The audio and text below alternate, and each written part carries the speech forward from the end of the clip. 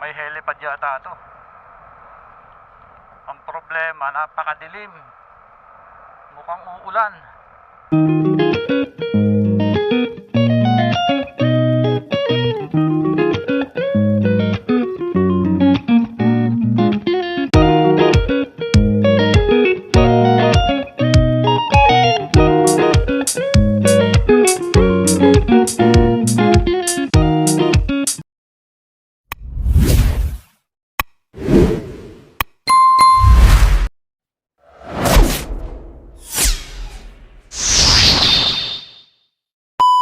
Hi guys! J-Car Official here and welcome sa ating panibagong vlog for today. Our vlog for today is same yesterday. So ang oras natin mga bossing 8:57 at ngayon ay as usual nandito pa rin tayo ngayon sa kalsada sa lansangan na kung saan ay patungo na naman tayo sa ating destination, sa ating trabaho. But today ay 11 pa ang aking pasok. So didiretso muna ako dun sa SM Yulo Premier at mag-a-update tayo kung ano na nga ba ang itsura nung very exciting na mall na SM Yulo dito sa Santa Rosa. Isa sa pinakamalaking SM sa South. Ang huling vlog pa natin doon, I think last year 2024, hindi ko na matandaan. But today, bago ako pumasok, kasi 11 pa yung, 12 pa yung aking time. Ang oras natin is 8:58 pa lang. So diretso muna ako doon sandali para mag-update. So isa ako kasi sa excited doon sa SM Yulo Premier kasi may possibility na lumipat yung aming company doon. So hopefully lumipat nga, no? Dito kasi sa amin ngayon very pangit ng sistema. Hindi ko gusto yung sistema ng Ayala. Unang-una sa parking, walang parking para sa mga tenant at sobrang sikip kasi walang sistema, and then nagtataas pa sila ng bayad sa parking. So hindi deserve ng bawat tenant na makaranas ng masyadong mahal sa parking kasi, 'di ba? As tenant ka dapat meron kang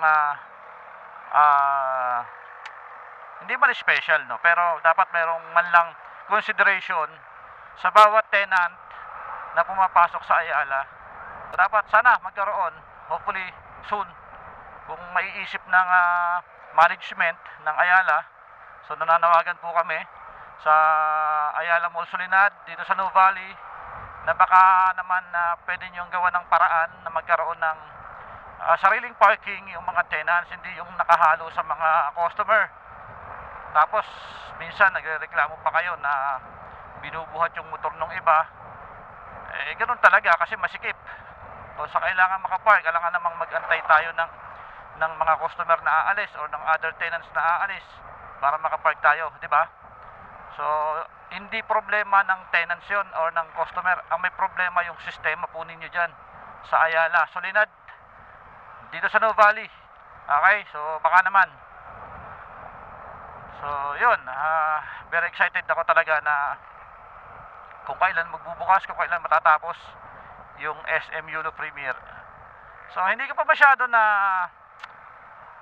yung kanyang itsura, yung figure nung mismong SM, hindi ko pa masyado nakikita nung mga nakaraan. Pero sabi nila ngayon parang malaki na yung development. So tingnan na lang natin. Maya na konti, papakita ko sa inyo. Nandito na ako sa San Pedro, Laguna pa rin, Laguna. At I think mga 30 minutes nandun na tayo. So hopefully walang ulan. Hindi katulad kahapon, inabot tayo ng ulan mga bossing, kaya medyo mabagal. And the same situation today. Makulimlim doon sa ating pupuntahan. So sana hindi bumagsak. So yun guys, update ko na lang kayo pagdating ko sa location doon sa tawag dito Puting Kahoy. Actually silang Cavite ako tumatambay para ipakita yung kabuuan ng SM Yulo. Ayan, alright? So sa mga nagtatanong bakit po siya SM Yulo, again, uulitin ko yung lupa po na tinatayuan ngayon ng SM na yon is pag-aari po ng mga Yulo. Kaya siya tinawag na Yulo. So hindi po siya ibig sabihin pag-aari po ni Carlos Yulo yung nanalo sa ano bang tawag doon, yung tumatambling-tambling na yon. So hindi po kasi may mga nagsasabi na para daw kay SMU, yung SM daw na yon ay para kay Carlos Yulo. Hindi po yon. Yulo lang po. Mga Yulo po yung may-ari ng lupa, yung mayayaman na Yulo. Doon po ipinatayo yung bagong SM na malaki. Alright? A few moments later. So, yun guys, nandito na ako sa Barangay Santo Domingo, Tagaytay Road. At papunta na tayo dito sa ginagawang SM. So, update lang tayo. Ayun, medyo maganda na nga. Medyo nagkakaroon na ng itsura. Wow, laki no? Dito pa lang guys, makikita ninyo. Ayan, kitang-kita ko dito sa kinaroroonan ko.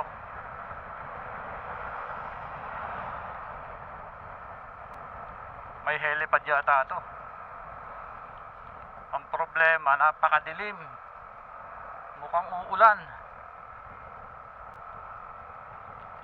Grabe, ang laki ng SM na to.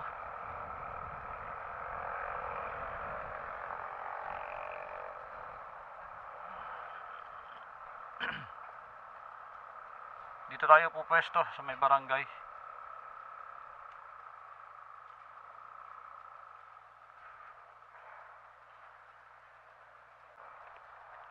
Okay, so sana hindi umulan. Ayan. Okay.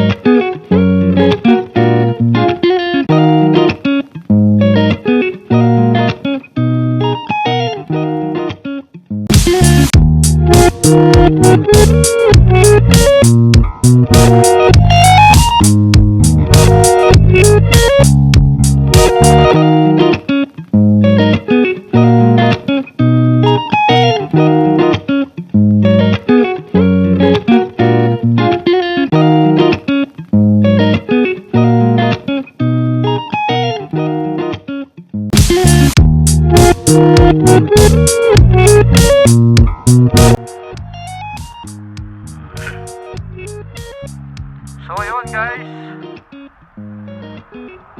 pupunta na ako sa trabaho. At ito lang muna yung ating update ngayon sa ating dito sa SM Yulo. So hindi pa siya ganun talaga ka, parang wala pang 40% yung nagagawa. Kasi alam ko nag-stop to ng almost 1 month yata dahil nung mayroong aksidente na nangyari. So tigil sila. Pero at least makita naman natin, no, after ng ilang buwan nating hindi pag video, yun, kahit pa paano guys, malapit na to. Next year sigurado open na to. So yun lang guys, at napakadilim na, sobrang kanina pa ako kinakabahan, baka mamaya biglang umulan, nasa taas yung drone. So yun, patay tayo. So yun lang, maraming salamat guys. God bless you all, bye bye.